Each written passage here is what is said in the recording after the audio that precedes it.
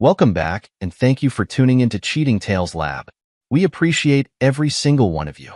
We'd love to know, what part of the world are you watching from right now? Let us know in the comments. Now, let's dive into today's story. Tyler Walsh stood at the floor-to-ceiling window of his corner office, watching the autumn leaves dance across the financial district below. At 45, he cut an imposing figure in his tailored charcoal suit.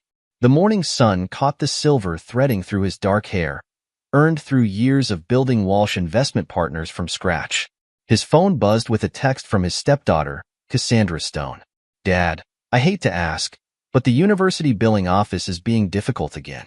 Can we talk?" Tyler smiled, remembering the scared 12-year-old girl who'd first called him dad 15 years ago. Now at 27, pursuing her MBA, Cassandra had blossomed into a confident young woman. He'd made sure of that, providing every opportunity money could buy. "Of course, sweetheart. I'll handle it today."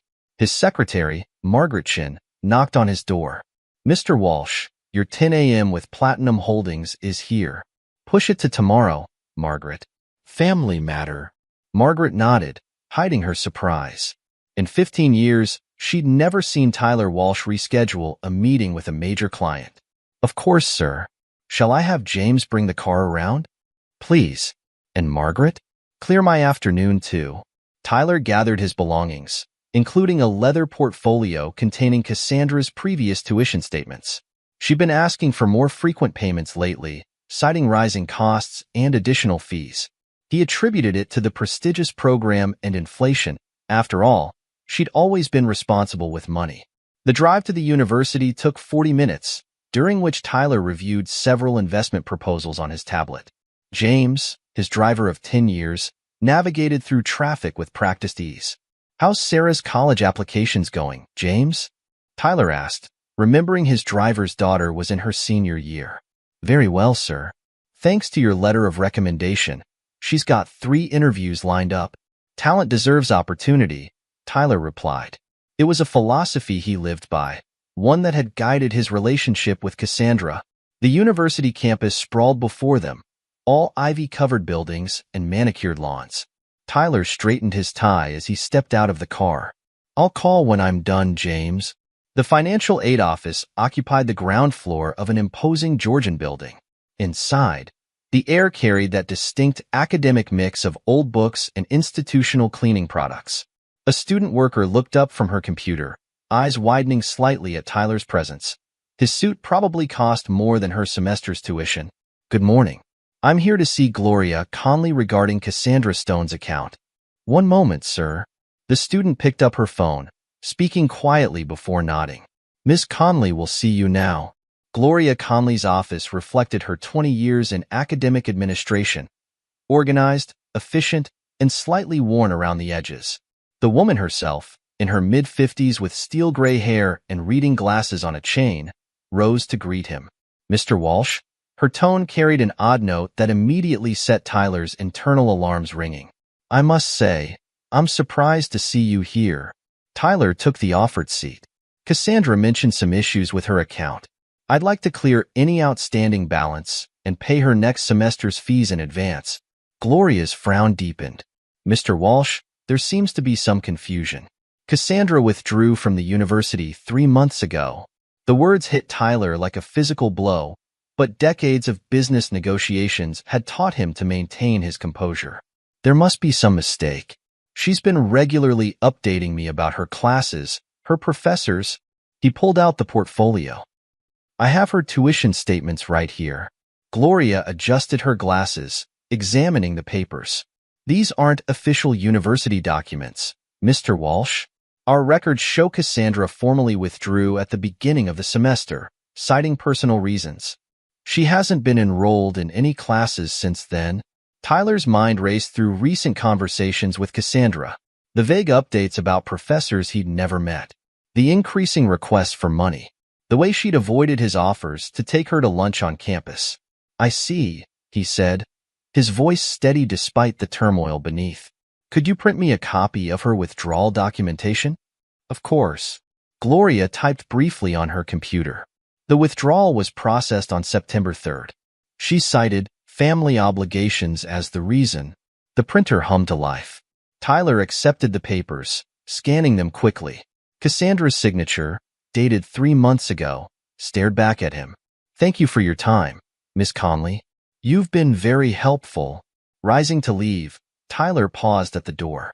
"One more thing, has Cassandra requested any transcripts or records be sent to other institutions?" "No, Mr. Walsh. No transcript requests have been made." Outside, Tyler loosened his tie slightly, the crisp autumn air doing little to cool his rising anger. He'd built his career on identifying when things didn't add up. Right now, nothing about this situation added up. The drive from the university seemed longer than usual. Tyler sat in the back of his car, mind methodically piecing together the puzzle before him. James kept glancing in the rearview mirror, sensing his employer's unusual silence. "Should we head back to the office, sir?" No. Tyler's voice was calm, controlled. "Take me to the Greenwich." It was Cassandra's apartment building, a luxury complex where he'd co-signed her lease 2 years ago. During the drive, Tyler tried Cassandra's cell phone 3 times. Each call went straight to voicemail. Her cheerful greeting felt like mockery now. "Hi, you've reached Cassie. Leave a message and I'll call you back when I can." He pulled up her Instagram profile, something he rarely checked. The last post was from 2 weeks ago, a sunset photo tagged at his beach house in Southampton, the beach house he'd given Amanda for their 10th anniversary. "James, change of plans. Call Kelsey Bennett's number from my contacts." Kelsey, Cassandra's roommate, answered on the 4th ring. "Hello? Kelsey, it's Tyler Walsh." "Oh, Mr. Walsh." The hesitation in her voice was palpable. "Is everything okay? I'm trying to reach Cassandra. Her phone seems to be off." Kelsey's discomfort radiated through the phone. "Cassie moved out a few weeks ago. She said she was staying at her mom's beach house." Tyler's jaw tightened. "Did she say why?" "Not really. She just packed up one weekend and said she needed some family time." Another pause. "I thought you knew." "Of course," Tyler lied smoothly. "I was just confirming." "Thank you, Kelsey." After hanging up, Tyler pulled up the beach house's security app on his phone. The system showed regular activity over the past 3 months, exactly when Cassandra had withdrawn from university. "James, take me to Southampton." "Sir? That's a 2-hour drive." "Then we better get started." During the drive, Tyler made several calls, his voice never betraying the storm brewing beneath his calm exterior. First to his assistant, "Margaret, cancel all my meetings for the next 2 days. Family emergency." Then to his head of security, "Dave, I need everything you have on Oscar Bright." "Yes, Amanda's personal trainer." "Everything." The Southampton house was a modern masterpiece of glass and steel, perched on 2 acres of pristine beachfront. Tyler had bought it 5 years ago for $7 million, then spent another $3 million on renovations to make it perfect for Amanda. Lorenzo Humphrey, the head of security for the gated community, met Tyler's car at the gate. The man's usual professional demeanor seemed strained. "Mr. Walsh, we weren't expecting you today." "Clearly not," Tyler replied, noting Lorenzo's discomfort. "How long have they been here?" Lorenzo shifted his weight. "Sir? Lorenzo, I've doubled your Christmas bonus for the past 5 years. Don't insult both of us by pretending you don't know what I'm talking about." The security guard's shoulders slumped. Mrs. Walsh said not to disturb them. "She's been here with Miss Stone for about 3 months. And Mr. Bright, the trainer, he's been staying here too." Tyler nodded, as if this was exactly what he'd expected. "Thank you for your honesty, Lorenzo. I trust you'll extend me the same courtesy in the future." "Yes, sir." "Of course, sir." The house key felt heavy in Tyler's hand as he stood at the front door. Inside, he could hear faint music and voices from the back patio. He entered silently, his expensive shoes soundless on the marble floors. The entrance hall showed signs of occupation, unfamiliar men's boots by the door, a gym bag that definitely wasn't his. Moving through the house, Tyler noted more evidence of his wife's betrayal. Prescription prenatal vitamins on the kitchen counter, a man's watch he'd never seen before on the master bedroom nightstand. As he approached the patio doors, voices became clearer. He stopped just inside, hidden by the costly designer drapes he'd let Amanda select. "Mom, These flowers would be perfect for the ceremony. Cassandra's voice, excited and carefree. The colors will match the sunset perfectly. They're beautiful, honey. Amanda's voice carried that warm tone that had first attracted Tyler to her. But won't they be out of season by then? Not if we have the wedding in June like we planned. The divorce should be final by April, and that gives us plenty of time for everything to settle. Tyler peered through the gap in the curtains. The scene before him was like a photograph of betrayal. Amanda reclined on a luxury lounger, her hand resting on a clearly pregnant belly. Cassandra sat cross-legged beside her, a tablet in hand displaying what appeared to be wedding venues. And there was Oscar Bright, shirtless and tanned, mixing drinks at the outdoor bar Tyler had installed last summer. "Baby, bring me that coconut water instead," Amanda called to Oscar. "The doctor said to watch my sugar intake." "Anything for you and our little one," Oscar replied, his tone sickeningly sweet. He looked exactly as Tyler remembered from their brief meetings, 32, perfectly muscled, with the kind of looks that belonged in a supplement advertisement. "I still can't believe how perfect everything's working out," Cassandra continued, swiping through images on her tablet. "The venue deposit is paid. I've got the caterer on hold, and that money Dad's been sending for tuition has covered all the wedding planner's fees." Amanda laughed, and the sound made Tyler's blood run cold. He always was too trusting. "Remember when he actually believed you needed extra money for special seminars last month?" "Well, those luxury birthing classes aren't cheap, Mom," Cassandra giggled. "And neither is keeping your pregnancy quiet from the country club gossips. It'll all be worth it when everything's finalized," Oscar added, handing Amanda her drink. "Your dad won't know what hit him. By the time he figures it out, we'll have everything in place." Tyler had heard enough. He stepped silently back through the house, his mind already formulating plans. Every business deal he'd ever made, every negotiation he'd won, had taught him the value of timing. Right now, timing was everything. In the car, he pulled out his phone one last time, sending a text to Benjamin Boyer, his attorney and oldest friend. "Need to meet tonight. It's about Amanda, and it's worse than we thought." The response came quickly, usual place. 8 p.m. As James drove them back to the city, Tyler watched the coastal mansions slip past. He'd built his life on calculating risks and recognizing opportunities. Amanda, Cassandra, and Oscar thought they were playing a long game. They had no idea what a real long game looked like. "James," Tyler said quietly, "take the scenic route back. I have some calls to make." The car turned onto the coastal highway, and Tyler Walsh began to plan his response to betrayal. The Oak Room at the St. Regis held memories for Tyler Walsh. He'd closed his first $1 million deal here 15 years ago. Tonight, it would serve a different purpose. He sat in a corner booth, watching ice melt in an untouched glass of Macallan 25. Benjamin Boyer slid into the seat across from him at exactly 8 p.m. In 30 years of friendship, Ben had never been late to a meeting. His Brooks Brothers suit and wire-rimmed glasses projected exactly what he was, one of New York's most ruthless divorce attorneys. "You look like hell," Ben observed, ordering scotch for himself. "I found out why today." Tyler's voice was controlled, methodical. He laid out everything he discovered: Cassandra's withdrawal from university, the beach house situation, Amanda's pregnancy, and the planned wedding. Ben's expression darkened as he listened. When Tyler finished, the attorney pulled out his phone and fired off several texts. "I'm putting my investigative team on this tonight, but they've already made crucial mistakes." "Tell me." "First, Cassandra has committed clear fraud. Accepting money under false pretenses, using it for unauthorized purposes, that's criminal territory." Ben leaned forward. "And Amanda? Using joint accounts for her affair-related expenses creates a paper trail. My forensic accountants will have a field day."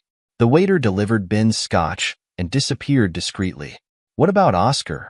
Tyler asked. Ben's smile was predatory. "That's where it gets interesting. I had my team do preliminary digging when you first mentioned him 2 months ago. Something felt off about him. Turns out our boy has a history, 5 previous relationships with wealthy clients' wives. Each ended in messy divorces where he walked away with substantial settlements." Tyler's eyes narrowed. "A professional con man." "Exactly. He finds wealthy, married women, usually through his personal training business, seduces them, convinces them to leave their husbands, then takes them for whatever he can get in the divorce settlement. Ben pulled out his tablet, showing Tyler documentation. He's careful, though. Never enough evidence to prove criminal intent. Tyler studied the documents, his business mind calculating angles. They think they're being clever, planning everything in advance, using my money to fund their exit strategy. Most men in your position would confront them immediately, Ben observed. Storm in, make a scene. That's probably what they're prepared for. Most men let emotion drive their decisions. Tyler took his first sip of scotch. I want to handle this carefully. They think they're playing the long game. Let's show them what a real long game looks like. Over the next hour, they constructed a plan. Ben's legal pad filled with notes as Tyler outlined his strategy. When they finished, Ben sat back, impressed. You're not just going to beat them, he said. You're going to make them destroy themselves. First step, Tyler replied, is to secure the company. I've been planning to transfer shares to Cassandra for her 30th birthday. Those need to be protected. I'll create a new trust first thing tomorrow. Ironclad. No possible claim from Amanda or Cassandra. Tyler nodded. Meanwhile, I'll start documenting everything. Every call, every text, every fraudulent expense. I want a record that will stand up in both civil and criminal court. And Oscar? Let me handle Oscar. Tyler's smile didn't reach his eyes. Every con man has a weakness. His is greed.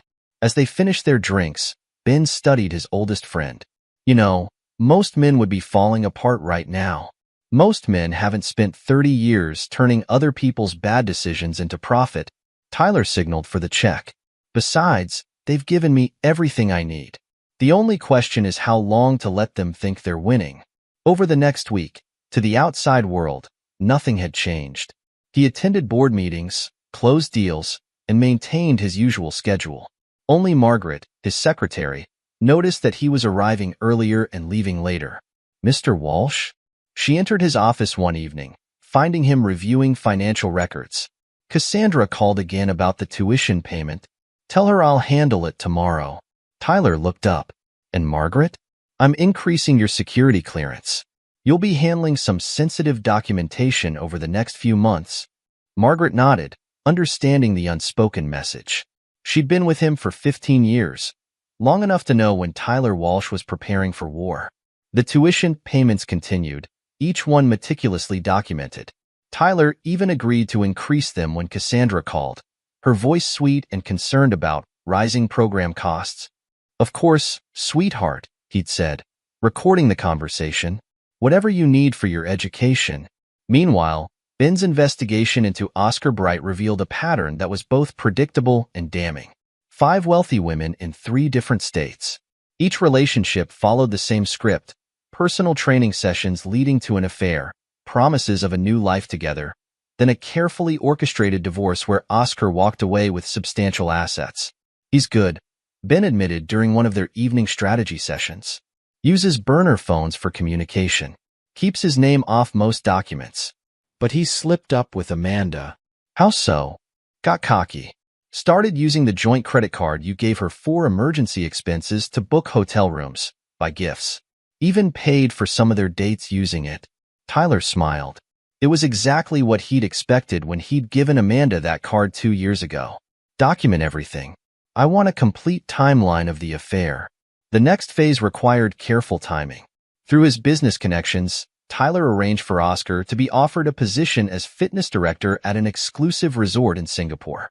The salary was impressive, the benefits package extraordinary. As expected, Oscar turned it down. He thinks he's got a bigger payday coming with Amanda, Ben observed when Tyler told him. Classic con man mistake. Getting greedy. Perfect, Tyler replied. Now we know he's fully committed to their plan. The pieces were falling into place. Tyler maintained his regular routine, but his days were filled with careful preparation. He upgraded the security system at his office, ensuring every meeting would be recorded. He had his legal team review Amanda's prenup, focusing on the morality clause she'd insisted on including, ironic now, given her actions. Cassandra's fraud provided the foundation for criminal charges. Tyler worked with Ben to document every fraudulent transaction, building a case that would be impossible to defend against. The fact that she'd used the money for wedding preparations and Amanda's private medical care only strengthened their position. The beauty of it, Ben said, reviewing their progress, is that they've done all the work for us. Every step they've taken to hide their plan just makes our case stronger. Tyler spent his evenings in his home office, watching security footage from the beach house. He saw Oscar coming and going, noted Amanda's growing pregnancy, watched Cassandra's frequent visits. Each observation was cataloged, each pattern noted. Sir? James, his driver, spoke up one evening as they left the office. Mrs. Walsh called again about attending the Carter Charity Gala next week. Tell her I'll be there. Tyler checked his watch. And James? Take the rest of the week off. Family time is important. The driver nodded, understanding the subtle warning to keep his own family close. 3 months of careful preparation culminated on a crisp December morning. Tyler's office overlooked Central Park, the trees bare against a steel-gray sky. Everything was in place. Margaret, he spoke into the intercom.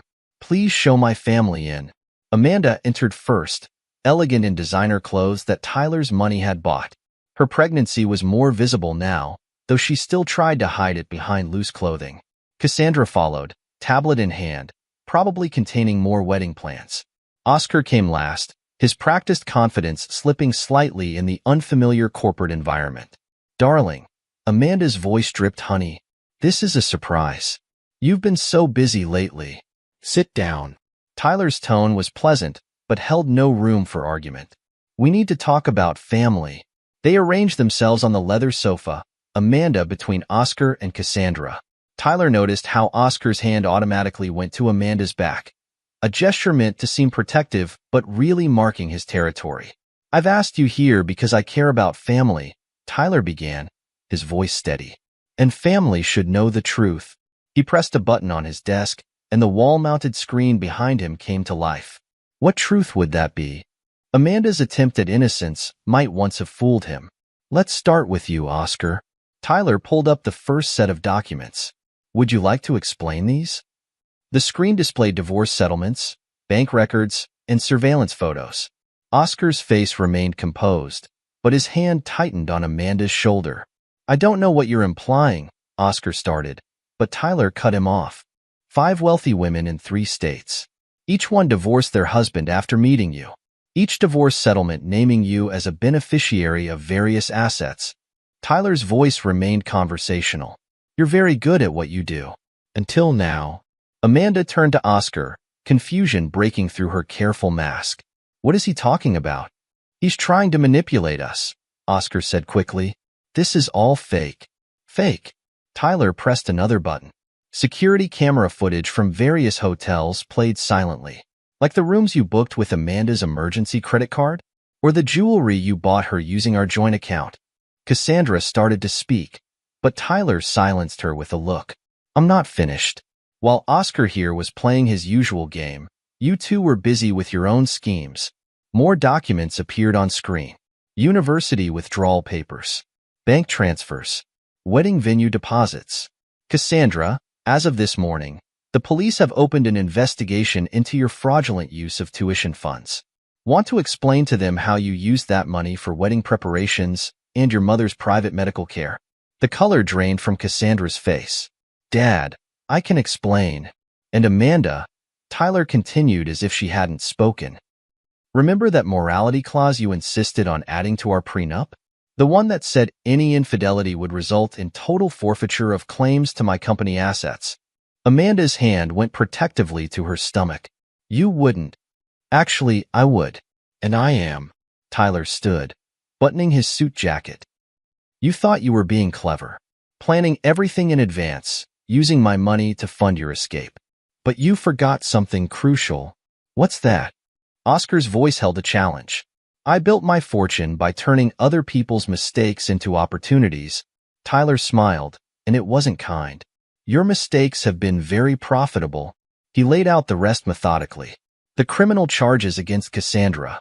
The prenup violations that would leave Amanda with nothing. The evidence being sent to Oscar's professional certification board about his pattern of behavior. You can't do this, Amanda protested, tears forming. I'm pregnant. Yes, you are. With another man's child, while still married to me. That should make the divorce proceedings interesting. Tyler's voice held no sympathy. Now, I suggest you all leave. My security team will escort you out. Oh, and Oscar? That job offer in Singapore? It's still open. You might want to consider it before the certification board receives their documentation. As they were led out, Tyler heard Amanda's voice crack. Oscar, tell me it isn't true about the other women. The door closed on their confusion and recriminations. Tyler sat back down at his desk, examining the city skyline. He'd built his empire by recognizing opportunities. Sometimes, he reflected, the greatest opportunity came disguised as betrayal. Benjamin entered a few minutes later. It's done. The police are waiting to interview Cassandra. Amanda's accounts have been frozen. And Oscar? Let's just say his professional future in New York is over. Good. Tyler turned from the window. Now, let's discuss the divorce strategy. The Singapore Airlines first-class ticket had been booked under an alias. Oscar Bright sat in the terminal at JFK, his designer carry-on containing what remained of his life in New York. His phone buzzed with another message from Amanda, the 20th in 2 hours. He deleted it without reading. 3 days had passed since Tyler Walsh's orchestrated revelation in his office. 3 days since Oscar's carefully constructed world had crumbled. The certification board's investigation was gaining momentum. Former clients were coming forward, and his professional reputation was in tatters. Last call for Singapore Airlines Flight 23. Oscar grabbed his bag. The job offer was still open. Tyler had made sure of that. It was either Singapore or facing the mounting legal pressure in New York. He'd chosen survival over Amanda and their unborn child, just like he had 5 times before. Across town, Amanda Walsh sat in her obstetrician's waiting room, mascara smeared from crying. Her phone showed Oscar's message from last night. Sorry, babe. Can't risk the investigation. Better this way. Take care of yourself and the baby. The doctor's receptionist approached carefully. Mrs. Walsh? Your card was declined. Amanda's hand shook as she pulled out another credit card, one of the joint accounts she'd used for her affair expenses. Declined again. Tyler had frozen everything. Meanwhile, at the district attorney's office, Cassandra Stone faced the consequences of her actions. The evidence against her was overwhelming. Falsified tuition requests, fraudulent use of funds, documented transfers to wedding vendors and medical facilities. Your father's evidence is ironclad, her court-appointed attorney, David Chun, explained. Every transaction, every lie, every step of the fraud. He documented everything. There has to be something you can do, Cassandra pleaded. I'm his daughter. Stepdaughter, Chun corrected. And no, there isn't much I can do.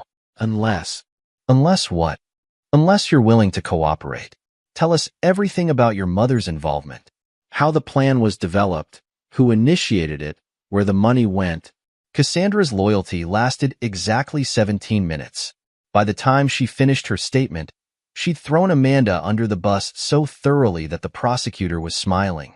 Back at Walsh Investment Partners, Tyler reviewed the morning's reports with Benjamin. Oscar's on his way to Singapore. Ben confirmed. Booked the ticket an hour after the certification board contacted him. Tyler nodded, unsurprised. And Amanda? Trying to access the accounts you froze. She's also called your personal line 8 times. Let her squirm. Tyler turned to the window, watching his reflection in the glass. And Cassandra? Singing like a canary. Turns out your stepdaughter's loyalty only runs as deep as her trust fund. Ben shuffled his papers. She's offered to testify against Amanda in exchange for a lighter sentence. Perfect. Tyler's smile was cold. They plotted together. Now let them destroy each other. The divorce papers had already been filed. Amanda's attempts to claim part of the company assets failed before they began.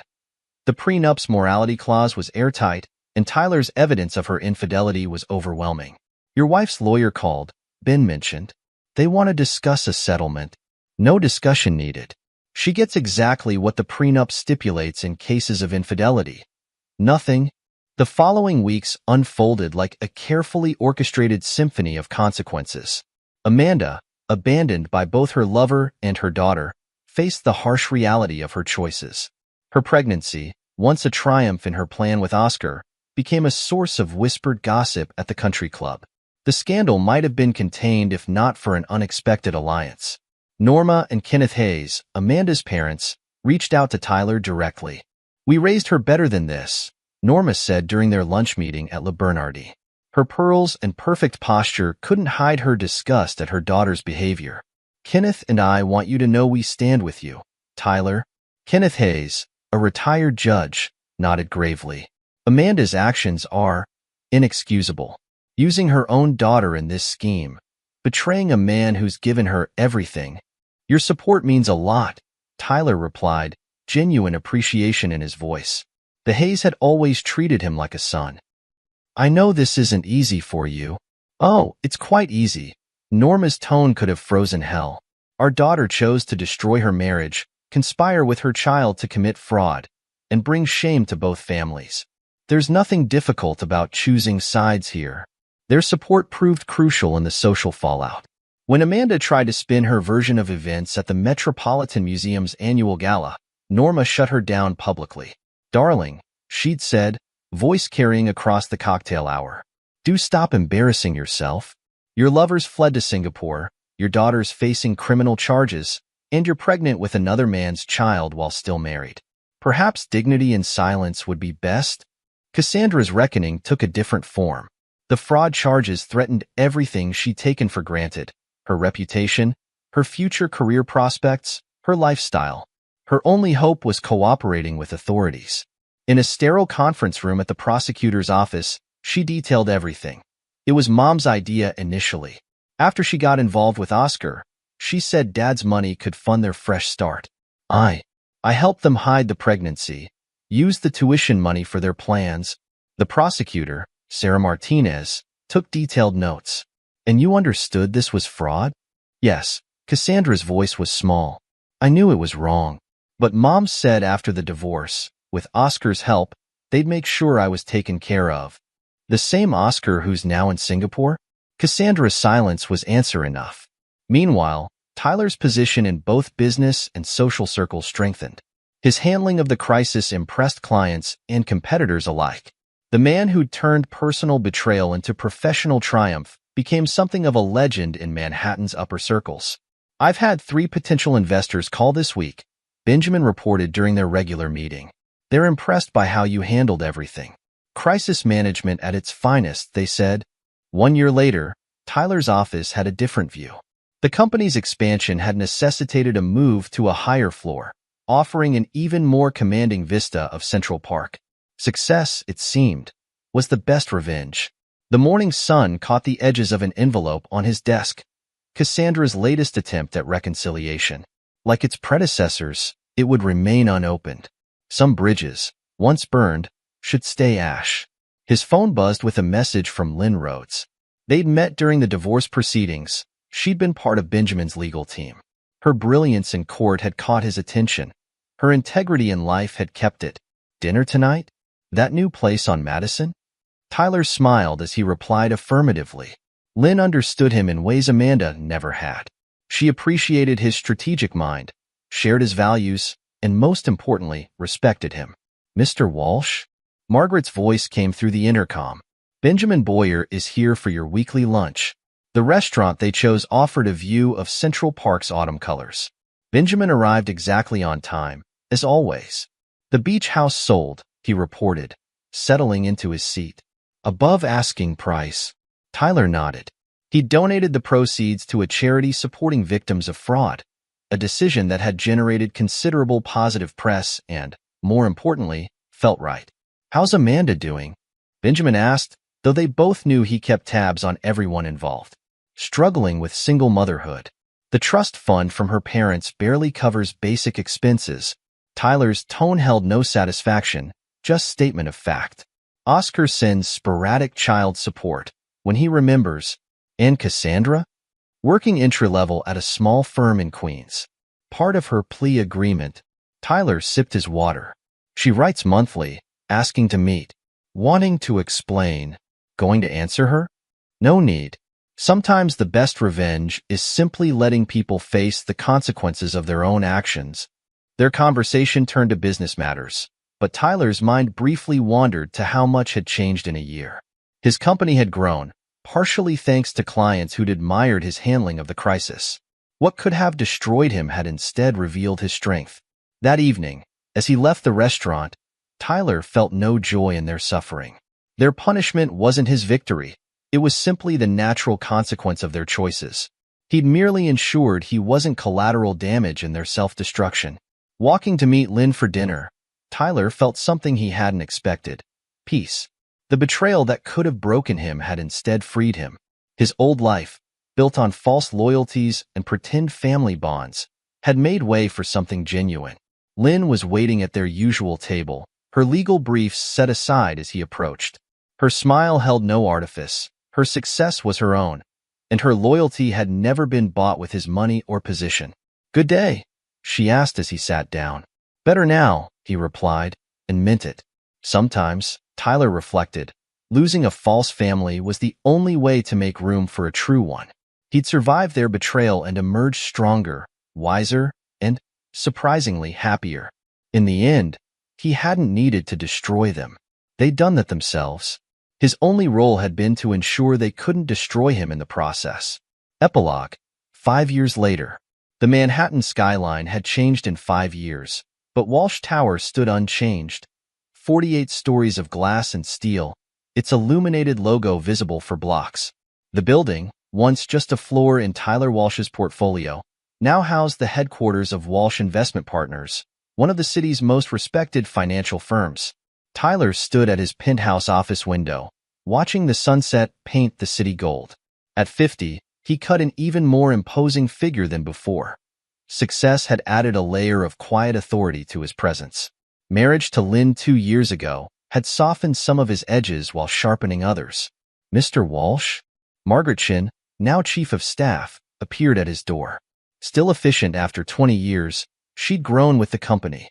"Your dinner reservation at Daniel is confirmed, and I have those updates you requested."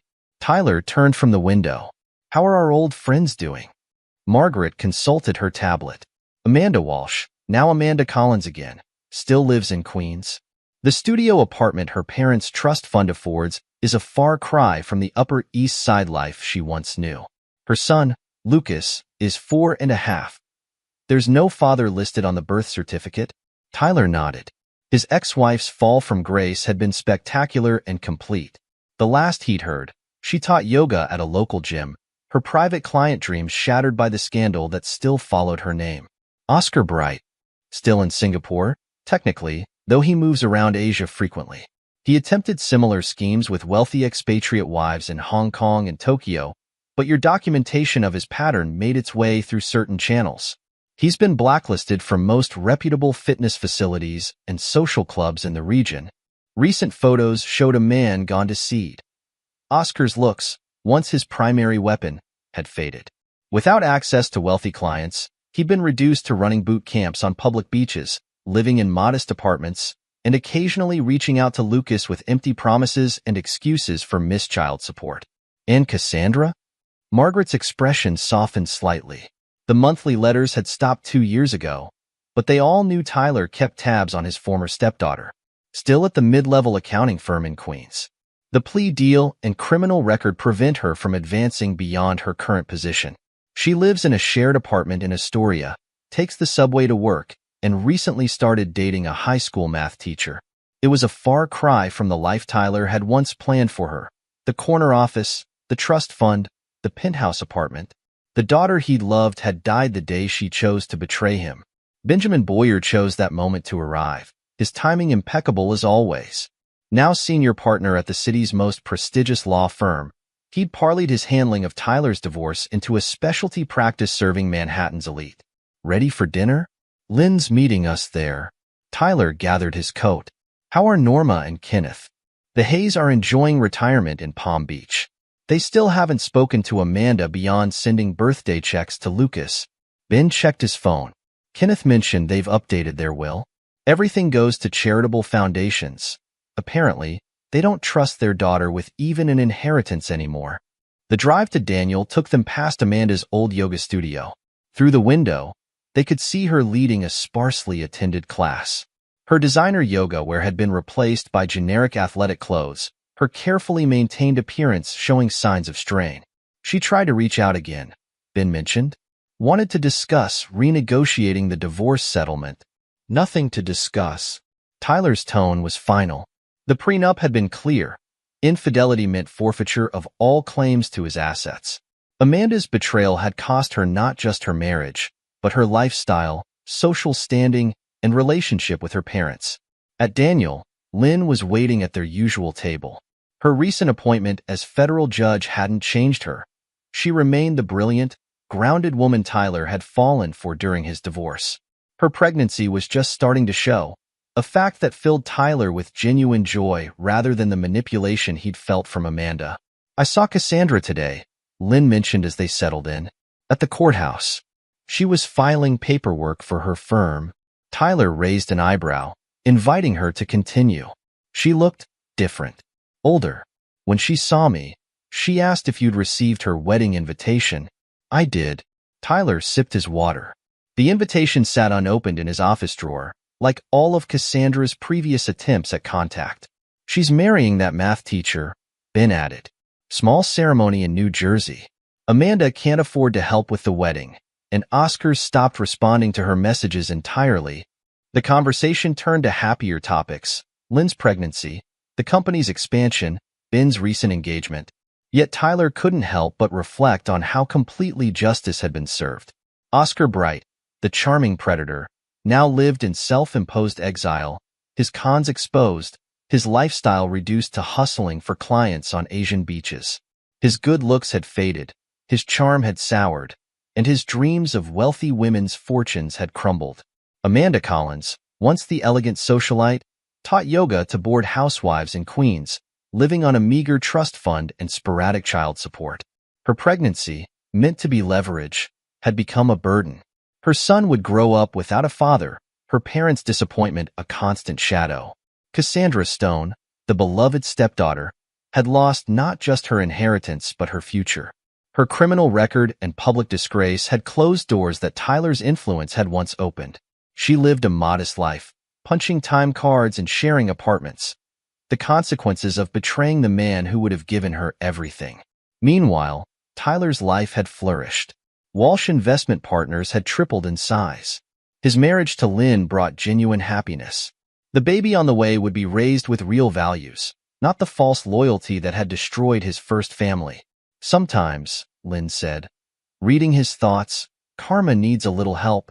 Tyler smiled, taking her hand. "Justice is about consequences. They chose their path. I just made sure they couldn't escape where it led." Later that night, in their Upper East Side penthouse, Tyler watched the city lights while Lynn worked on case files. His phone buzzed with a text from Margaret. Amanda had tried to use his name to get a store credit again, only to face embarrassment when the manager knew their history. 5 years had proven that the best revenge wasn't about destruction. It was about letting people live with the consequences of their choices. Oscar faced the loneliness of a con man exposed. Amanda endured the humiliation of a schemer whose plots backfired. Cassandra lived the modest life of someone who'd traded birthright for betrayal. Tyler hadn't needed to pursue revenge. He'd simply made sure justice was served, cold and complete. His new life, the company's success, his marriage to Lynn, their growing family, wasn't built on the ashes of the old one. It was built on the wisdom gained from surviving betrayal. The city sparkled below, and Tyler felt the familiar sense of peace. He'd lost a false family and found a true one. Success, he'd learned, was the best revenge, but happiness was the best reward. Lynn looked up from her files, smiling at him, and Tyler knew he'd won more than justice. He'd won freedom from people who'd never deserved him, making room for those who did. In the end, karma had needed his help, but justice had served itself. He'd simply made sure everyone paid their fair price for betrayal. This is where our story comes to an end. Share your thoughts in the comments section. Thanks for your time. If you enjoy this story, please subscribe to this channel. Click on the video you see on the screen, and I will see you there.